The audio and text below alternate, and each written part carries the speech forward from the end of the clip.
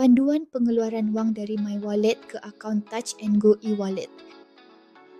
Tekan My Wallet. Jumlah nilai terkumpul barangan kitar semula.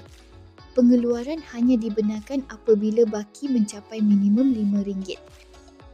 Tekan Request Withdrawal. Masukkan jumlah pengeluaran.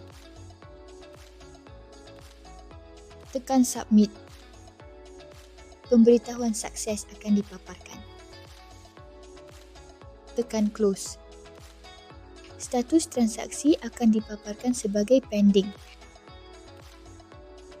Tekan Home untuk kembali ke menu utama.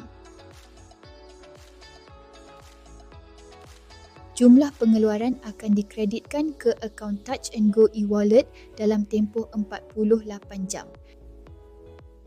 Sila semak rekod transaksi dalam Touch and Go e-wallet untuk pengesahan penerimaan wang.